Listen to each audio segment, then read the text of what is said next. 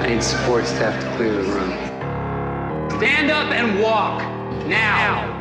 Hello and welcome to The Watch. My name is Chris Ryan. I'm an editor at TheRinger.com, and joining me in the studio, 50 grand, he gets it in one take. It's Andy Greenwald! The re-up, let's do this. What's up, brother? Let's do a podcast. Today on The Watch re-up, you are listening to us via the Ringer Podcast Network, and today we are going to be talking about the incredible episode of Mr. Robot last night, so that will serve as some of it. Andy also has what I'm sure is a fantastic interview with SMILF's Frankie Shaw. Yeah, also late of Mr. Robot. Oh, yeah. We talked a little bit about that as well. Yeah, as Chris and I mentioned the other day, SMILF premiered on Showtime this past weekend. Second episode's coming up this Sunday. Frankie Shaw. Elevator pitch for that for the folks who don't know? It's right there in the title, man. SMILF. That's one of those shows that sells itself. What's the S? Single. Oh, I You thought didn't it was get that? smiling. Smiling mother? Yeah. That I'd like to Befriend. Yeah. This is fascinating. What other acronyms do you not Switch know? hitting? Yeah. I think the show is terrific. I think Frankie's terrific. She created the show, stars in it, wrote most of it, directed a bunch of it. This week's episode is a great showcase, not just for her, but for one of the co-stars of the show, Connie Britton. Many people don't know Mrs. Coach is on the show. Oh, wow. Anyway, it was great to talk to Frankie, and convenient because SMILF happens on this lot, Yeah. man. This is where the SMILF happens. But yeah, we talked about the show, we talked about her path to the show, and we also talked about her time on Mr. Robot and what a positive experience that was for her. Fantastic. All right, we're going to get to Mr. Robot in a little bit.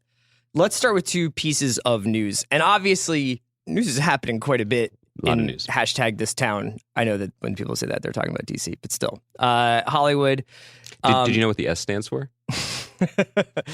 This has been obviously a very tumultuous time in the entertainment industry because of all the allegations and all the discoveries of almost chronic sexual abuse in offices, in parties, in hotel rooms, on sets, going on. In ways that are inextricable from the business. Yeah, and we have not really commented that much about it for the most part because we don't really have anything to add. Obviously, it's just horrifying, and we're sort of letting the news play out as it goes. But as it starts to have this domino effect on the production and the reception of television and movies, we'll obviously jump in where it's needed. Yeah, because otherwise I think that the best thing, the only thing that we can do on the outside is just listen. Yeah, exactly. You listen to women, listen to victims, believe allegations, give people the benefit of the doubt in what they have to say and the bravery in coming forward. And I just feel like it's been truly shocking. Yeah. And I think that the fact that it has been truly shocking to me is an ultimate sign of privilege, quite honestly. Sure. And to your point, in some ways, this is just beginning. Yeah, and the underlayer of a lot of this stuff is going to be who and what entities knew what when, and what does that mean, and what are they responsible for? Obviously, Kevin Spacey is at the center of a lot of this, along with Harvey Weinstein. There's been a series of allegations about Spacey over the last few weeks, starting with Anthony Rapp, I think 2 weeks ago. It's just 2 weeks ago in BuzzFeed. Netflix has said that they will no longer be making House of Cards with him, even though they were in production on, I think, the sixth season. Well, yeah, and it's been a series of press releases from them. First, that this was going to be the last season, which may have been the case regardless, but they got out in front to say that. And then they shut down production while they were in production. And then they said that if production resumes, Kevin Spacey won't be a part of it. Right. And then news broke that the writers who probably had gone off to other jobs or were enjoying a well-deserved vacation were called back in to basically re-break and rewrite the season without the central character of the show. Sure. So I'd assume we would have to assume that Frank Underwood will die in between the seasons. I mean, this whole thing is it's uncharted territory. Yeah. And speaking of which, Spacey was supposed to be in a awards bait movie this winter. Well, he was in it until... You're right. So All the Money in the World, Ridley Scott's thriller about the kidnapping of a Getty heir and the pursuit of the hostage situation set in 1970s in Rome. Which, by the way, is the subject of an upcoming FX series directed by Danny Boyle as well. Right. So Ridley Scott had this film coming out, All the Money in the World. Kevin Spacey played J. Paul Getty. The patriarch. The patriarch of the Getty family. Michelle Williams played, I can't remember what relationship. It's like a wife? Niece or daughter-in-law? Yeah, and Wahlberg is the lawyer? And Wahlberg is a lawyer who's sort of a Michael Clayton fixer who's trying to rescue this kid. Right. It looked cool. It looked really good. And then as these Spacey allegations come out, there's more and more speculation about how it's going to affect this movie. Would we even see this movie with it? Because they had already canceled the AFI Festival premiere screening.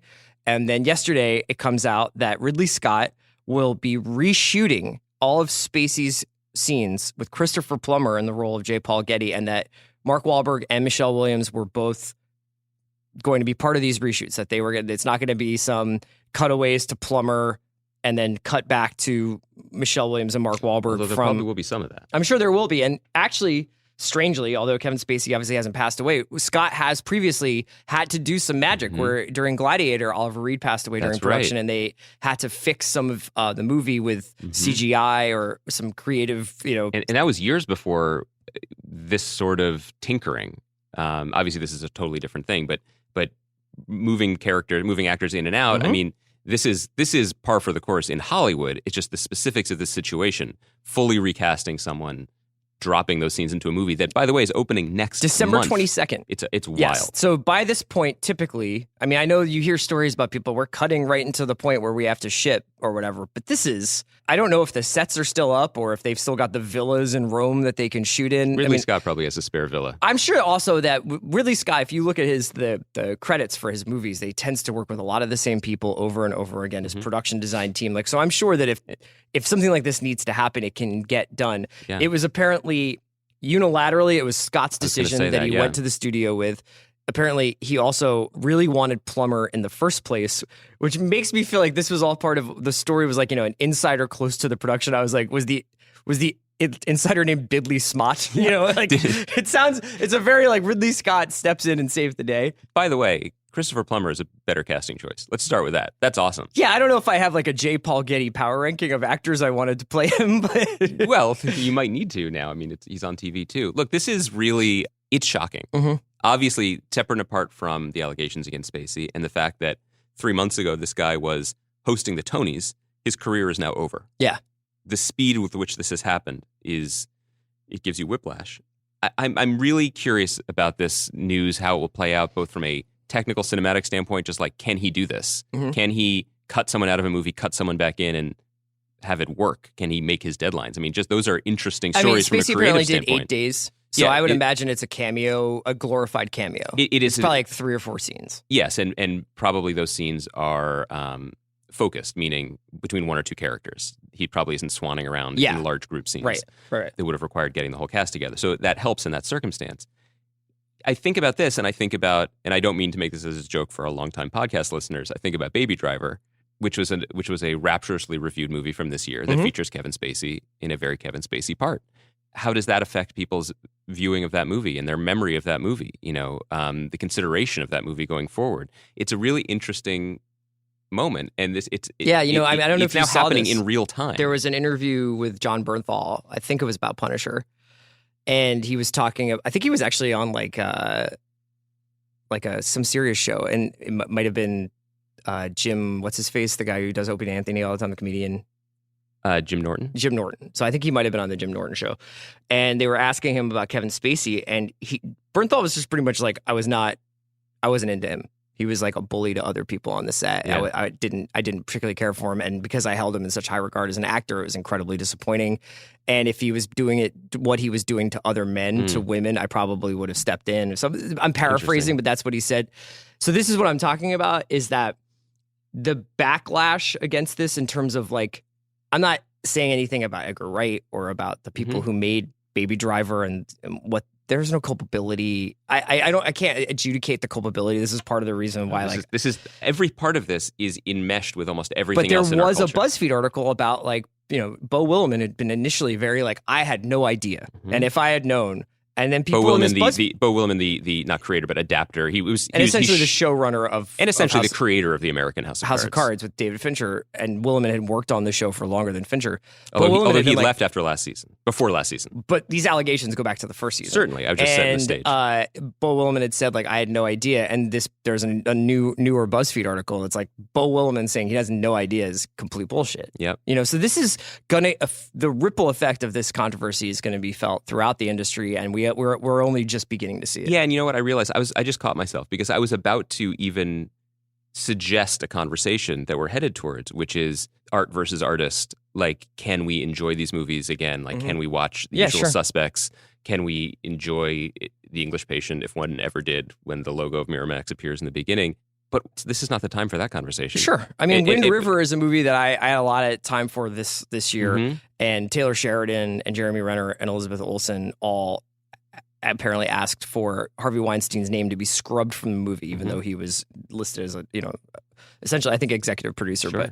But is it the superficial scrubbing that makes you feel better about it or not feel better about it? I mean, that's a question. We've often asked these questions about things like Chinatown, about Annie Hall. You know what I mean? Yeah. Like movies from the past, allegations that have been, but Well, it goes into, I mean, this conversation goes into all aspects of life. I mean, baseball, like Ty Cobb, or much more recently, people like Pete Rose. Like, there are bad people who do things that we cheer for, and then one of the reasons why people look away is because they don't want to consider that. Yeah. They want things to be theirs, and part of appreciating art and enjoying art is receiving these things, and having your own personal relationship with them. And so these heinous acts and this behavior that went on for many people unchecked for many years does affect all of us. Sure. In a way. Obviously we are not the victims here, but it's interesting. We began this conversation by saying we weren't sure how much we have to add. I still feel like I just don't know.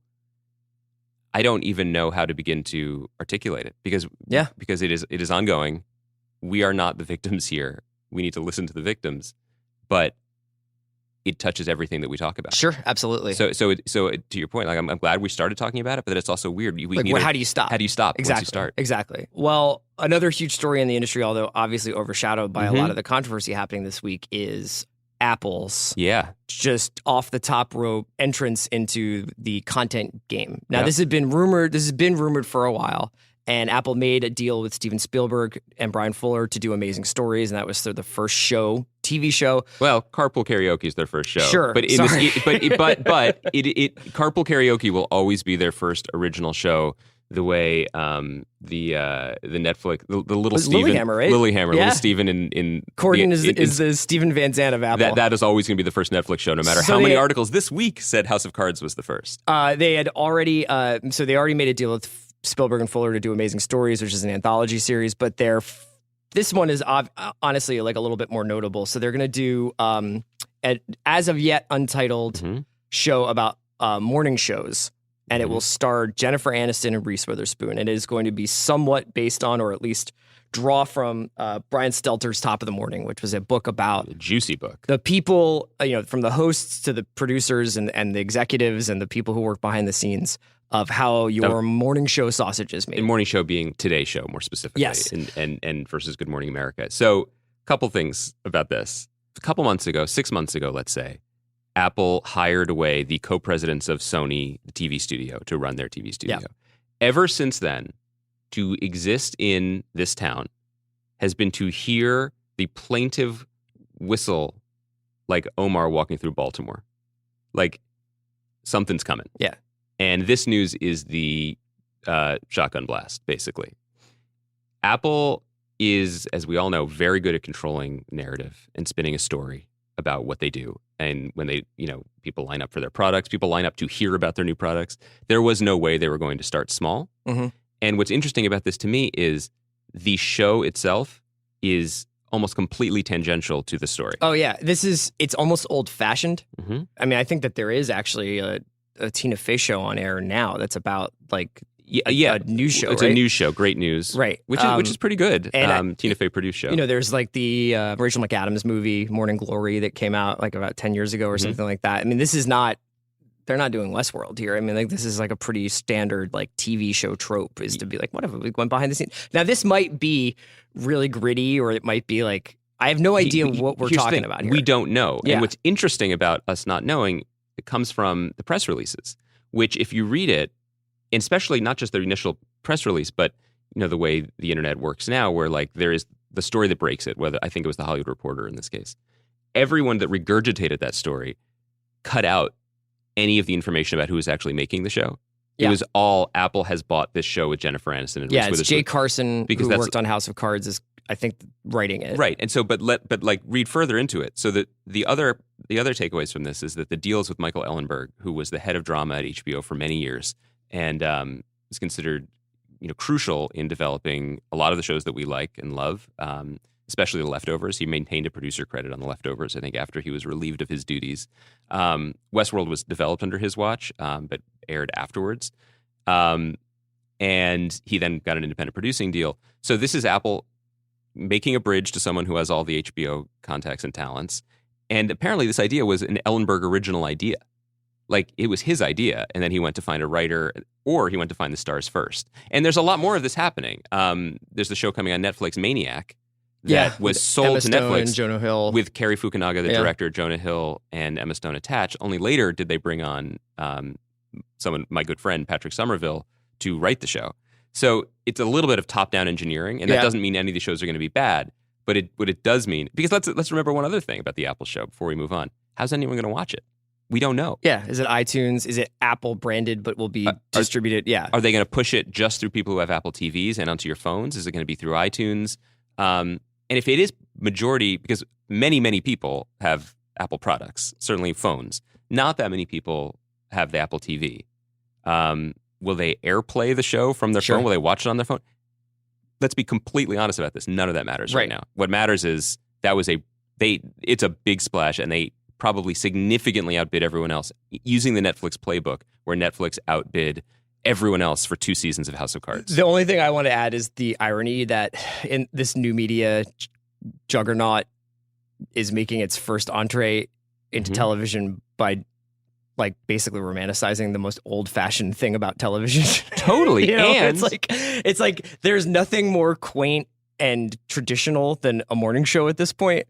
Also, what about headlining it with one of, if not the biggest TV star of the 90s? Yeah. Which is to say, I mean, Jennifer Aniston has plenty in her tank. Sure. She's great, and everyone's going to be excited to see her in a show like this, I would think. Right. I mean, they will tailor it to her, certainly with her old Friends running buddy, Queen Reese. But it's interesting. Also, what does this mean for Big or Little Lies? I guess they'll probably have time since they don't have a show They have written. to figure that out first, you know? Yeah. Let's make sure we get to Mr. Robot before we get to the Frankie Shaw interview, because last night, in some ways, for at least within the world of the show, is a seminal episode. Runtime era, the 5th episode of the 3rd season. Entirely one shot. It's commercial free. I mean, I'm saying one shot with air quotes because there are places where you can see, like, you go through a elevator and there's like whether it's a wipe cut or whatever it is. But in terms of its storytelling, it is one shot. And it is essentially a two-hander between Elliot, and then at the end, the sort of last fourth of it is Angela. Do you want to give me a broad strokes, like how you're feeling about this season so far? I know obviously you have a personal and a professional relationship to some extent with Sam, and we have personal relationships with Sam, so we're not like going to be like, man, that sucked. Yeah. You know? But luckily it didn't. Luckily it didn't. Yeah. I thought this episode was spectacular. I loved watching it. I was lucky enough to have, I had read the script. I knew this was coming and was just dazzled by how it was delivered. I'll leave it to other people to talk about the technical specifics of how this was done. Yeah, there's a really good interview with Sam on Up Rocks with Seppenwall. Yeah, where you talk about the specifics of it, including how they did things that I had never really seen before in episodes like this, like the moment when the camera teeters over the edge of the building to give a sense of where Angela is within it. I love this episode because certainly Mr. Robot has always had the aesthetic and technical chops to always have it in the conversation for one of the best shows on television. There simply are no other shows that look like it, that have the consistent visual aesthetic allowed by one director, and a very talented director at that. This was an episode that, to me, triumphed because it married the form and the content. Yeah. So much of the show, and frankly, both good and bad, come from trying to articulate or demonstrate the conflict within the main character. It is such an internal show. And I think some of the challenges, particularly at the end of last season and sporadically in this season as well, has been trying to physicalize or synthesize the tension of a character who's essentially at war with himself and make us care about it. My difficulty with the beginning part of the season has been every keystroke Elliot does, Mr. Robot, who is also Elliot, undoes it. And it often feels like, and I've said this to Sam, it can feel like a character punching himself in the face. Sure. Which is not always fun for audiences to watch, right, unless it's one of those like videos that used to sell at Kim's with like people in like shopping carts like attacking each other, like sub-Jackass genre. Those were big sellers. Big, right? I know. Yeah. So there's an audience for it, is what I'm saying. I just wasn't the audience. Last night elevated it all. I mean, obviously people get excited, I think, both on set and just around a creative enterprise when people are like, we're going to do something impossible. Mm-hmm. But the way that it made me feel, like this vertiginous feeling of being trapped in the building, but also being trapped inside of Elliot's point of view. The way that important story points, like the annexation of an entire country in Africa, were told through New York One wipes, basically. Like cut to and then we see the effect that is having on the crowd outside and the riot. We go up the building, down the building.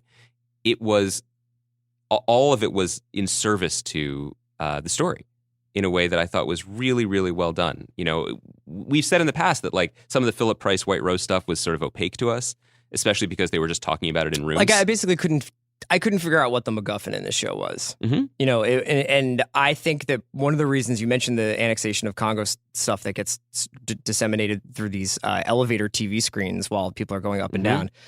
I am increasingly enamored with how Sam is deviating from a slightly tweaked reality from when the show started, when it was out of the financial crisis, still late Obama, to a alternative reality. You know, like a world of his own creation, increasingly detailed, increasingly deep with current events, political figures, economic woes that are specific to the show. But plausible in our real world as well. Right. And yet seemingly influenced by the reality that the viewer is living in. People who stick around to listen to my interview with Frankie Shaw will hear this, and I hope you do stick around. But when we spoke about her role on the show as Shayla in season 1, she talked about what a pleasure it was to play a character that provided such honestly, a narrative service to Elliot, to Rami's character, giving him emotional stakes and giving him a reason to feel the things that he felt midway through the season 1. And I would say that the show has struggled to replicate that since Shayla has been gone. And another thing that I really liked about this episode is it really drilled down on the two women that motivate him the most and the double betrayal of them. I think if you ask Sam this, he would say it, and we'll ask him this next time he's on. But I think the show does succeed, and I think he would agree, when it's a family drama, kind of. And it's just a fucked up family drama that happens to have, where this family has crashed the world economy. Yeah. So the idea that Darlene, his sister, has betrayed him, and then now we see also what's become of Angela, and Portia Doubleday is really leaning into this performance in a way that I love. Yeah. And the tension of it. She was fantastic last night. And Bobby Cannavale, just as the voice alone, is so great. And we get these images like the delivery guy in all white eating the barbecue sandwich alone in the building. Anyway, the bringing it back to these people and his emotional connections to them matters, because I think the other thing that caused some viewers to get a little whiffy with the show is when it's unclear what the protagonist wants or is fighting for, particularly because the protagonist is also the antagonist. Unclear about it, yeah. We knew what he wanted season 1. Sure. Since then, he's just tried to put the toothpaste back in the tube, which is complicated. Let's say it can be interesting and it can be frustrating. This was a lot clearer and cleaner. Plus, when the stakes are an entire building in downtown Manhattan is going to blow up, those are pretty high stakes. The key shot for me last night was, and it's probably my favorite shot in the show so far, is the people on Reddit have been comparing it to Into the Void, but it's basically this overhead shot of Angela working at the dock, and you kind of see over the balcony. That's what I was saying, yeah, and you see down into the people rioting down, and to me that really represented that this show is going over the ledge. Like this is what we thought of Mr. Robot for these first 2.5 seasons is it's one thing, and now I get the feeling, I have no pre-knowledge of this. You can see if you look at Reddit, people guessing. People are really starting to put some stuff together. That something huge is going to happen on this show that is going to make it significantly different from the one that we started with. I am very much a fan of and very interested in Angela's goals here, because clearly she believes in White Rose, because she believes that White Rose can undo something, can undo the past. And again, like, this is to me where Mr. Robot is at its most successful. If you think about Elliot and Angela, particularly as these two broken people who both lost a crucial family member, and how they process that. And Elliot's processed it with denial and rage, basically, and recreating the father figure as an expression of his own id. Whereas Angela appears to be in such deep denial now, she thinks she can undo it. Sure. Keeping them on the same playing field and moving forward, like, that's a very interesting show that will then also, I think, can support all the bells and whistles and annexing whatever country you want to two things. Do you remember that building where they shot the outside? I think that's where Def Jam used to be. Oh, I thought it was Battery Park. It looked like the Universal Plaza building, like on 50th and 8th Oh, Avenue. I thought it was on the West Side Highway down at Battery Park near the tunnel. I think the room where Angela almost got maced was the room where I sat at the Rough Riders Volume 2 listening session, where the guy came in and put with a CD of the best Drag-On cuts from it and put it on the thing.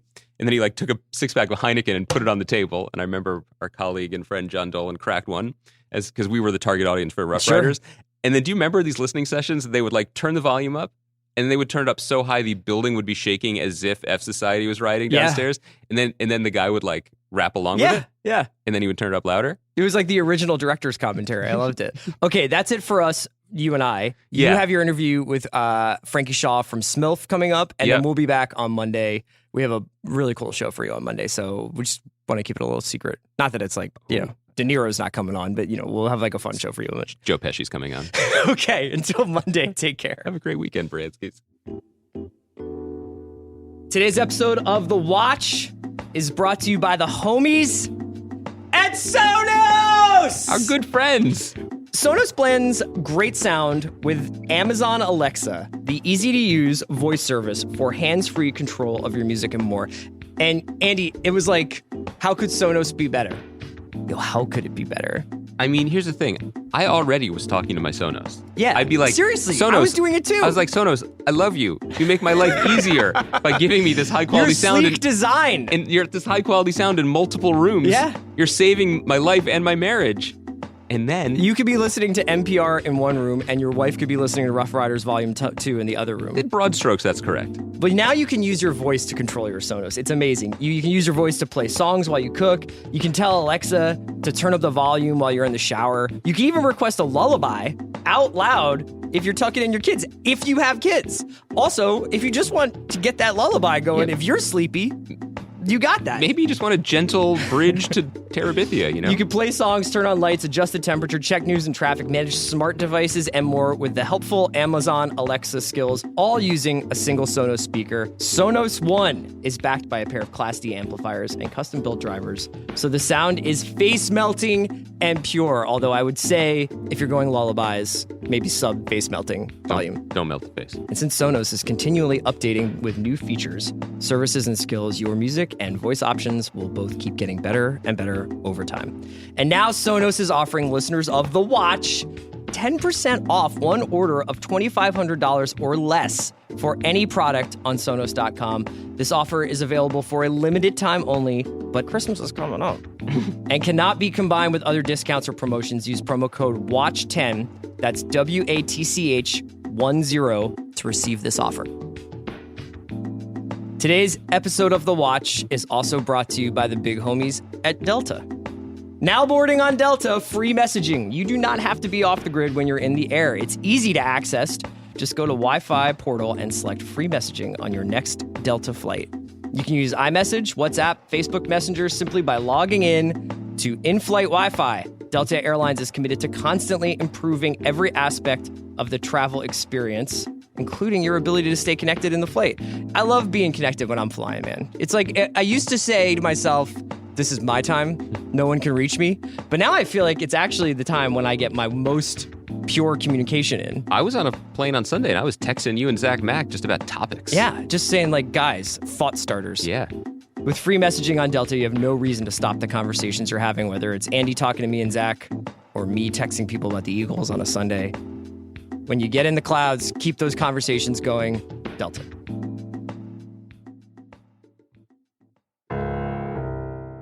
And we're back. I am so excited now to share with you my conversation with Frankie Shaw. Frankie Shaw is the creator, the star, often the writer, often the director of the new Showtime hit comedy series, SMILF. I can say hit comedy series because it got really good ratings. It premiered on Sunday with the season premiere of Shameless. Episode 2 is coming up on this Sunday.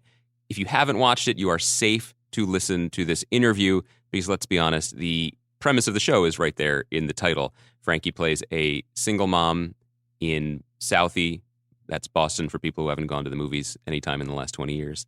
And the show is a delight. It is funny, it is wrenching, it is so many things at once in the way new shows can be. And I find that very exciting. And it was really exciting to finally speak to Frankie and talk about the journey towards the show, and as well as a little bit of talk, as I alluded to earlier, about her time in New York working on season 1 of Mr. Robot. I also couldn't resist talking a little bit about parenting, because obviously the show SMILF is inspired by Frankie's real life. She has a 9-year-old son. She lives in my neighborhood here in LA. So we were definitely wasting a lot of mic time talking about schools and child raising. So a lot of that got cut, but I think we're going to go right into some of that before we pick up with the real conversation about the TV show.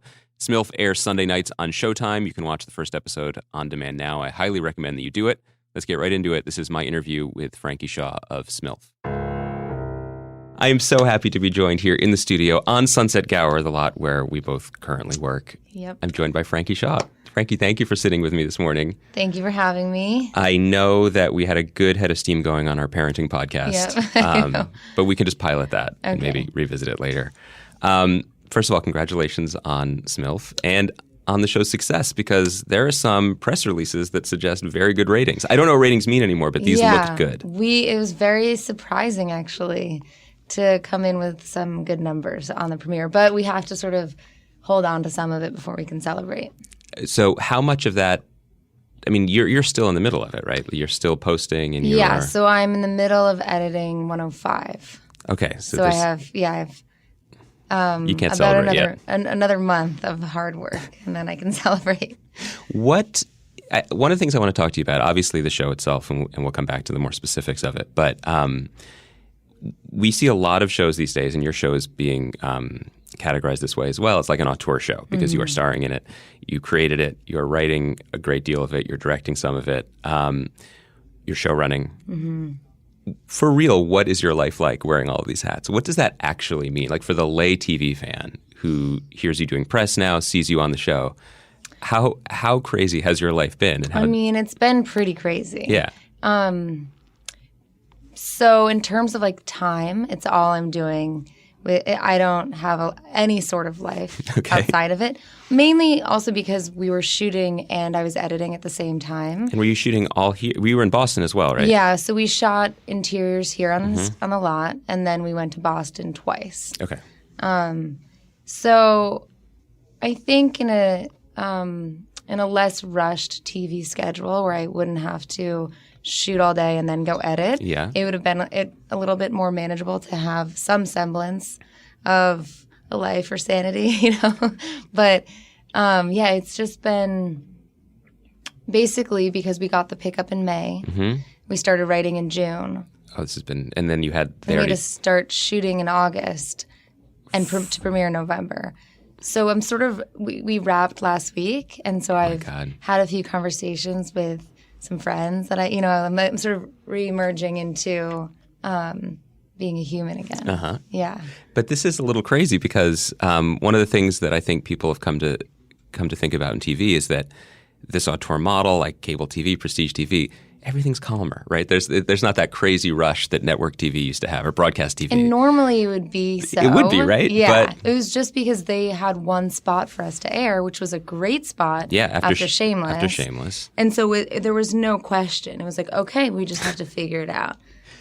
So that's why it sort of felt, I think, more like how some network TV shows feel. What do you think? I guess it's a two-part question, because I was curious about how long a journey this has been for you with this story, or iterations of the story, because the short was 2 years ago now, if not more. The short was at Sundance in 2015. Right. So shot summer of 2014. Right. So you've been living with this idea in this world for quite some time. And then before that, it existed in its own pilot. And then the short was a scene from a pilot I had written originally to try to get staffed as a writer. How do you maintain the North Star during this long development process, different iterations of it, different voices, especially in the kind of atmosphere that I know exists here, where people, there's a lot of like support, people, not support, but like, this is great. What a great idea. I love this. I love your voice.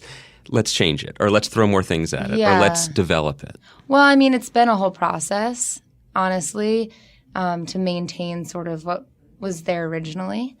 But also it's just like one of those things that it just never died. like I kept having the next step. So we were in like outline phase for a while. That was when I was actually in New York with Sam on Mr. Robot, and I remember him being like really helpful. Because you're outlining it then to be... That was for the pilot. Okay. And so it was just like... So that this was was like, going to be a spec pilot? No. This was after we sold it to Showtime.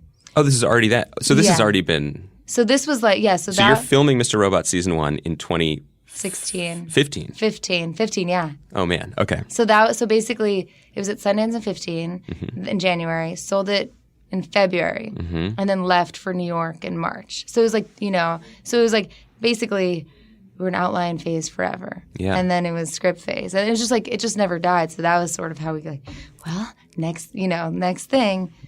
But in terms of like the original, I mean, that's also been part of my own learning curve of how do you maintain the integrity of what you wanted to do and say, meanwhile being in this collaborative medium. So I think in the beginning I had a lot more of this sort of timid, female-associated fear, people-pleasing fear. And I just remember in the middle of the development process, like writing a story that I didn't want to write. And because of a producer really like wanting it to be a certain way. Oh, I thought for a moment you meant you didn't want to write because it was so personal, but it was the opposite. No, the opposite. It was like really different tone. Hijinksy? Yeah. It was like, she's an Uber driver, but she's a mom. Is she a party girl? Like it was kind of like that.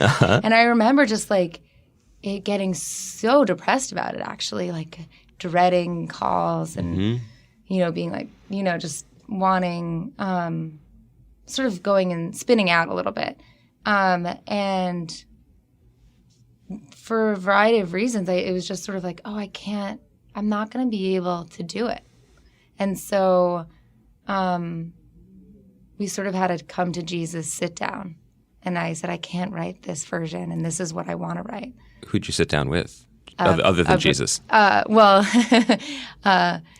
Another Jew, a producer, yeah. A wise bearded Jew. Exactly. And amazingly, the person was really receptive and was like, I'm so sorry. I'm still learning how to be a producer. Go do your thing. Wait, really? Yeah, really. Because I'm like, should we part ways? It was sort of like a big thing. And it was before our first big meeting with Nevins. Is the head of Showtime. The head of Showtime. And it was sort of like this feeling of, because, as a first-time show creator, and I didn't know that what sort of voice I had or didn't. And then it was really just like, I'm just not afraid anymore. If we're going to fail, let's fail in the way that I want to see the show out. So then the show changed, and it moved from LA to Boston. Like all these little things that had originally been there in the very first script I started writing in 2012. You became a Lyft driver, not an Uber driver. Exactly. Just the subtle things that make a difference. But what you're saying, I think, really resonates because so much of what happens, maybe this is true for other businesses, but I would say specifically in the TV business or in Hollywood, there's just a series of small cuts, like little things that add up to a serious wound of just things sliding by. Because you don't speak up, you don't say it, it's okay. But if you did, and as you proved, if you do, it can. People are ready to change it. Right. But everything just slides. Right. Like I think about some of these scenes in the pilot that originally had been suggested that I cut. Like her running to the store, leaving the kid. Yeah. That was a scene that existed in the pilot from 2012, right? That was one that people weren't sure about. Tutu leaving the kid alone, people weren't sure about. And then when we were long, in the cut originally, someone suggested cutting her masturbating to the new girlfriend. And I feel like those are so essential to, the tone and the personality of the show. It is. It's like... Yeah, what if, it'd be a totally different show.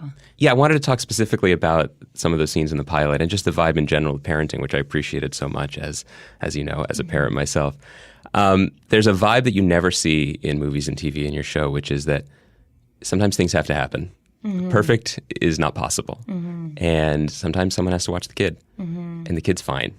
But just accepting that is hard. Yeah. And it's emotionally wrenching, and it's hard, as you were alluding to, it's hard for people to even watch or read about. Right. But I imagine that was essential to the piece. Yeah, I mean, I think it's that dichotomy of, it's not ever an easy decision to make. You know, you're making like an imperfect choice. Mm-hmm. So it's like the thing that like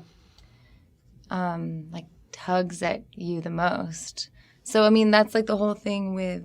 So like that was the thing. It was like when Bridget leaves Larry alone. It's not like she's like, peace out, I'm going to the store. It's like, I'm not going. I'm not going. I'm going to put pillows around. Fuck. And then coming home and it's like, oh, you're still alive. Like, of course. I used to do that when I would leave a baby in the other room to go to the bathroom. I mean, that's a very familiar feeling. Totally. Yeah, I mean, it really is, in my limited life experience, like the thing that is the hardest thing, the best thing, and the most emotional thing. So, yeah. There's a line, I think, forgive me if it's in the second or third episode, about how everyone has messed up memories or something in their childhood, but not Larry. Yeah. He's going to be fine. And the truth is, one of the best things about the show is that he is fine. Yeah. You know, because kids are adaptable. Kids just need to be loved. Yeah. But it's also like, I mean, I struggle with this, and it's something I'm constantly working out as a co-parent. Is, like, what are we doing for us and what are we doing for our kid? Mm-hmm. And how do you keep those tracks both separate but aligned, right? Right. Like Isaac's 9, and it's like he needs to stay in school because it's his life. Yeah. So how do we all revolve around that, not just drag him around, you right. know? So, but it's hard because then the other argument, which I hear, is like, well, he'll get to go visit this country and he'll be with his other parents. Oh, you mean if you were off on... Yeah, or his other parents or whatever, it's took him on location exactly. or whatever, because all of you are in the performing arts, let's say, and you're moving around and you've got things going on. But we are pretty, each point is valid. My point is, mine's the right one. I'm just kidding. Obviously. The mom is right, and then...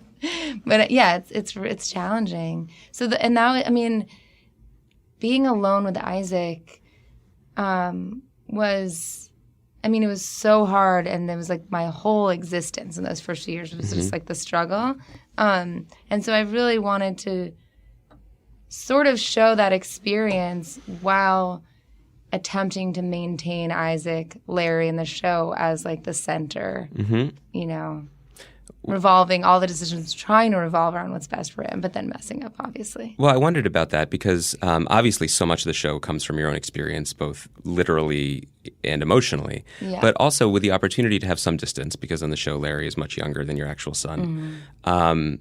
What did you want to maintain as true to your experience, and what were you excited to filter in?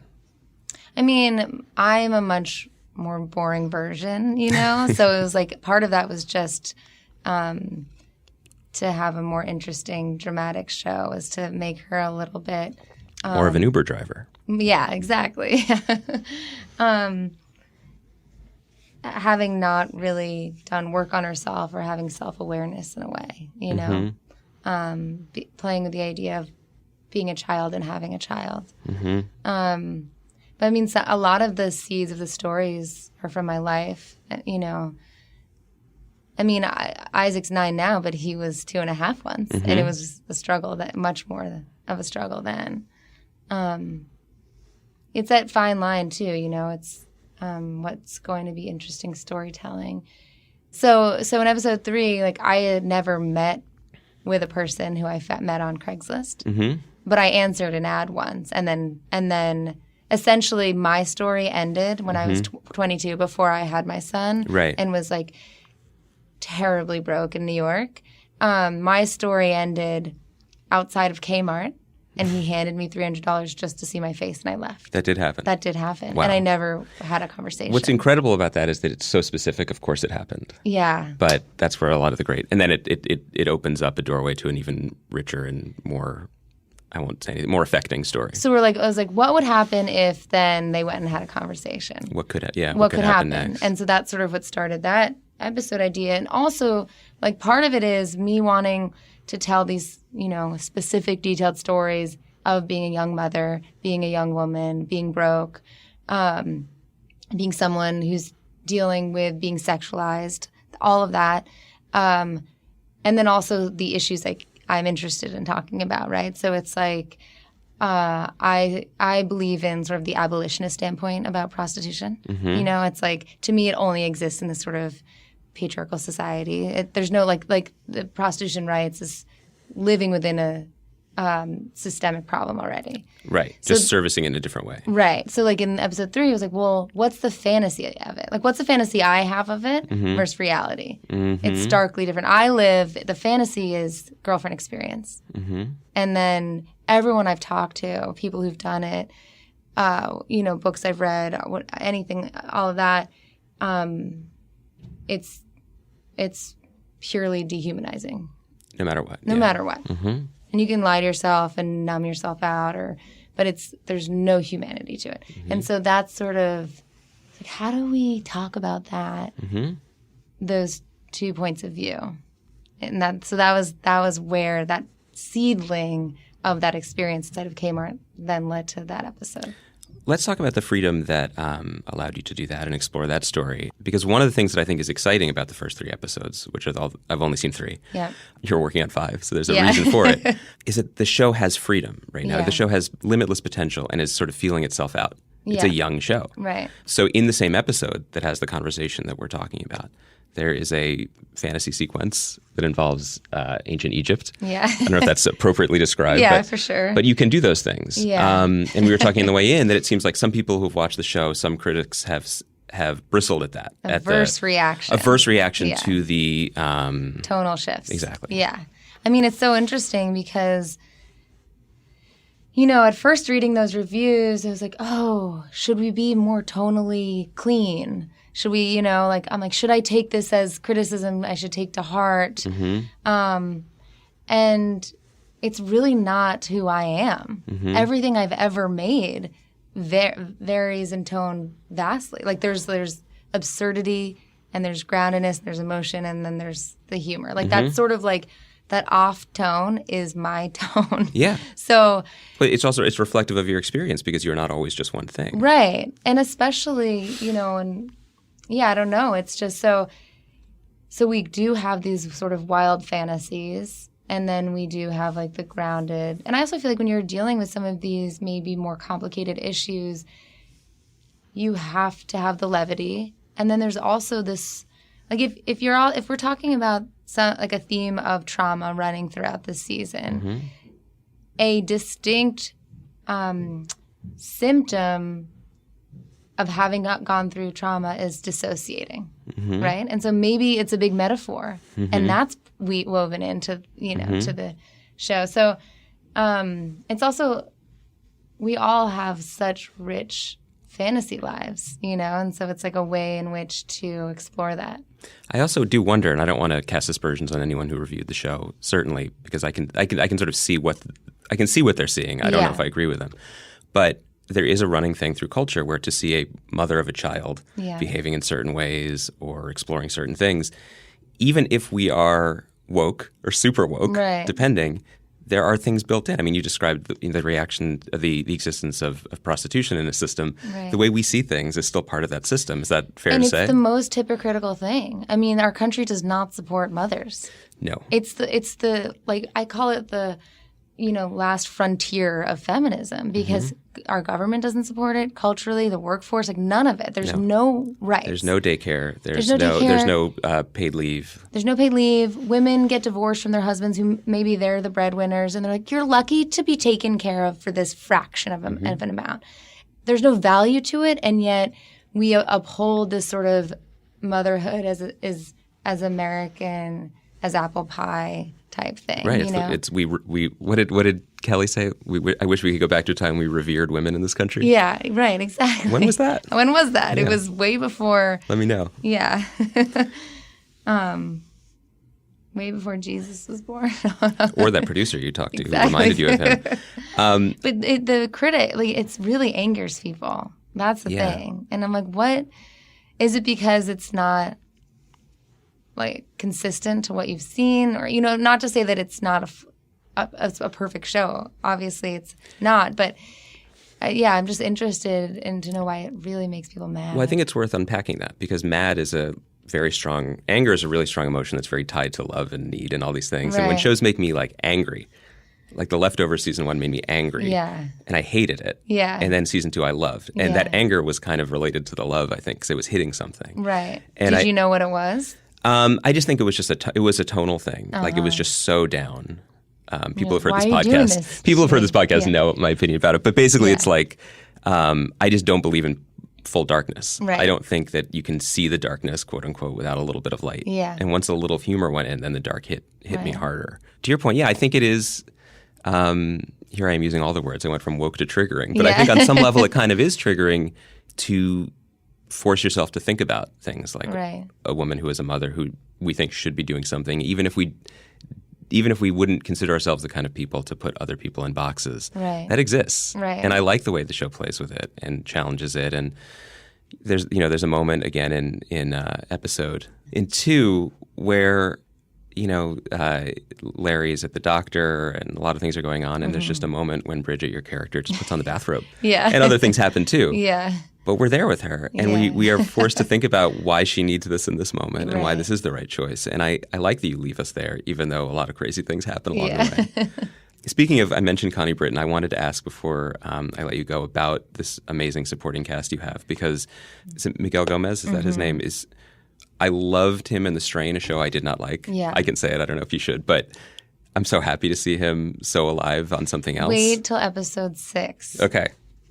He gives such a crazy performance in 6. He's terrific. Yeah. And then of course bigger names, you have Rosie O'Donnell, who just seems like she was ready for this part in a way.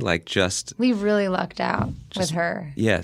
So yeah, she, I was already in Boston in prep, and I'd met with some people, and it was sort of her name wasn't even on any of the lists. And then things fell through, and we were maybe 2 weeks out, and my incredible casting director, Deanna Brigidi, what about Rosie O'Donnell? And I'm like, oh, interesting. Isn't she a host? And then we're like, exactly. And then we FaceTimed, and she's like, my agent said it's not an offer, and I have to FaceTime you first. But she had watched both of my shorts and was into them, and so then she just said she wanted to disappear in a role. She's like, I don't want to be Rosie. And so she hung out with my mom, and she really just like embodied. She just transcended. She's a presence. Yeah. In the best way. Yeah. And then it's so exciting to see Connie Britton on your show. I mean, it's always exciting to see Connie Britton full stop. Yeah. But I really love that her role in our culture, in the TV culture, at this point, she is a goddess. Yeah. Everything, she comes down from Olympus to play these roles where we revere her. Yeah. And what's so great about the way you've cast her in this is that that's sort of who she's playing, but it's not really who she is. Yeah. And you've allowed her to show other sides of herself. Yeah, and she's so game to sort of show the less reverable aspects of this character, and even more so later in the season. You've wrapped the show, you're still working on it, obviously. I feel like so much time was spent, obviously, just getting to the starting gate. Yeah. How excited are you for what's to come? I mean, how much more? Does it feel more exciting now? No, I'm filled with dread. Oh, good. Okay. Oh, yeah, I have. I'm filled with major self-doubt, and I have no idea. Yeah. I'm starting to read again a little. I'm like, well, okay, we could do an episode about this. We could I have no idea what to. I've told I'm like, if we do get a season 2, I need 2 months. I need 2 months to just saturate myself in the world again. Yeah. Because there's so much dread and anxiety. There's so much still to do, and then you get the good news about the ratings, which is good, but that might mean you have to do more of these things. Right. And then, oh my God. It honestly, not to be super cheesy with the analogy, but it's we just birthed a baby. I mean, I was telling my husband who writes on the show, we were going running in a rare moment of having 20 minutes to run around the reservoir. I'm like, this is what it'll feel like if we have an infant. Just so you know, there's nothing. And so, it's just, I know once I'm like, when we got the good ratings, everyone calm down. We need to make sure we still get good ratings, before we can celebrate. And then I'm like, and before we can celebrate, we need to, there's no real, I don't have the person, it's the neurotic Jew thing, I think. I don't have it in me to be to just really be happy about it. I think that would be weird, honestly. I don't know. I set you up to say that you were, but I don't know anyone creatively who is like that. Right. Okay. I mean, it's just this. It's the constant. It makes no sense, but everything in this business is like, I want that one thing. Right. I want that one thing. And then if you're healthy about it, speaking of Judaism, I don't know why this is such a religious podcast, but then you say dayenu, like that's enough. Right. But each level is a dayenu. But then it's like, if I could only get that one, that one, that one, but there's never an end to the next one. Because it's so much easier to exist within the underdog sort of persona. You're like, can I do? Like, you know, like, I don't know anyone in Hollywood, you know? And then to then be like, oh shit, now it's been done to a certain level. Okay, so let's all take a breath and calm down and just stay focused. You know? So the sign that you have really cashed in is if there is that ride sharing service app episode. Yeah, exactly. That'll be the then you know. That's the Fonzie jump in the shark moment for you guys. I do want to ask you, since I have you here, and I'm a big fan, and I know a lot of the listeners are a big fan of Mr. Robot. Yes. You had quite a high, what's the basketball category, like the PER, like the player rating? Oh, yeah. Like when you were on the floor, you just had all dunks in season 1 of Mr. Robot. Shayla was an incredible character who I know a lot of people miss. Can you just talk very briefly about that experience and like going into it? Did you know you were going out of it in a trunk? Yes. No? Well, so basically... Sorry, spoilers. Literally everyone. But. No, it's been the most fun experience I've had on a show. That's not my show. It's been incredible. So it was incredible. So Sam, I auditioned for Carly at first. Darlene. Yes, for Darlene. And then came in for Shayla like months before the pilot was shot. Yeah. And then like 2 weeks out, I was like, oh, you're going to go shoot this pilot. Went to New York, we shot it. And it was so fun, right? It was just like... Because the way Sam works, I know you've talked to him a bunch, and I've said this, is just like he's the most focused and liberating person to work with. So he enables you because he believes in you, and then you also just trust him. So it's like this freedom. It's this dynamic that we could all be so lucky to create on a set. So you had that. It was so fun. And then when it got picked up, it was the type of thing, I wasn't a series regular, right? But they had this long arc. And I had to be local in New York. So they couldn't pay me, and I had to leave my son. I was like, I don't know. Oof. I ended up staying basically in the closet of a woman I used to babysit for. I don't even know if Sam knows this. And I remember like debating with my agent, and they're like, well, they said you have a really good end. And we didn't know hadn't seen the pilot. Yeah. It was on USA. Like, we didn't know what it was. All right, okay, let's just go do it. And then when we were there, it was obviously super exciting because we saw how it was being shot, and, it was incredible. And it was so sad. It's really sad. It was so sad to leave. Yeah. I mean, I'm sure it was sad to leave. It was an incredible arc. It was an incredible arc. And I really felt so emotionally connected. And yeah, it was fun to do that with Rami and to like be the conduit to show the other side of him. So that was, and also just to play this, it wasn't, she was such a like playful drug dealer. Like it was like there was such a like different side to her that was fun to get into, not just like a typical fuck up, So anyways, it was great. And then every season Sam's like, I'm gonna write you back in. Still waiting, Sam. Yeah, and this season there's all this talk of like Angela like wanting to like change time and alternate dimensions, and I would think that like a majority of Reddit is like they're doing this to bring Shayla back. Great. But Showtime probably has something to say about that. Oh, I think that we're all friends. There's a potential for crossover. Yeah. That's true. You've got Shameless, you have Emmy. There's ways to get to each other. Exactly. So, okay, so last question then. I know this is looking way too far in advance for you because you have 5 more to post. No, we've done 8. You've done 8? Yeah. Okay. So we shot 8. Oh, okay, they're 8. Yeah. Okay, so what will you do if you do get if you're getting a second season, but you get like a short time off? What is your Monday morning? For that time off, for that first day off? I mean, all I want to do.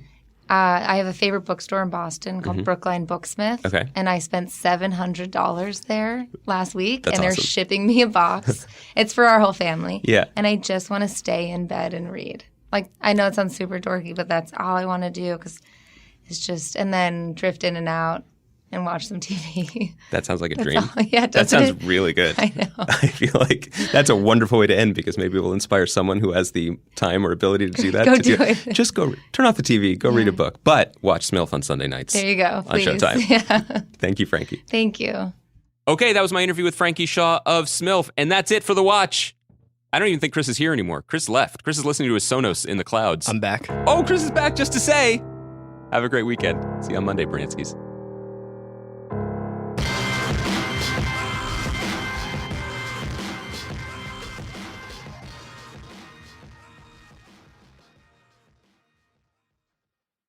Today's episode of The Watch was brought to you by the big homies at Sonos and the new Sonos One. Sonos One blends great sound with Amazon Alexa, the easy-to-use voice service for hands-free control of your music and more. Use your voice to play songs while you cook or you're in the shower or while you're cooking in the shower if you're steaming broccoli. You can even manage smart devices all using a single Sonos speaker. And now for a limited time, Sonos is offering the listeners of The Watch 10% off one order of $2,500 or less for any product on Sonos.com. Just use promo code WATCH10, that's capital WATCH 10 at Sonos.com to receive this order. Don't cook in the shower. Today's episode of The Watch is also brought to you by Delta. Now boarding on Delta, free messaging. You do not have to be off the grid when you're in the air. It's easy to access. Just go to the Wi-Fi portal and select free messaging pass on your next Delta flight. You can use iMessage, WhatsApp, and Facebook Messenger simply by logging in to the in-flight Wi-Fi. Delta Airlines is committed to constantly improving every aspect of the travel experience, including your ability to stay connected while in flight. With free messaging on Delta, you have no reason to stop the conversations you're having on the ground when you get in the clouds.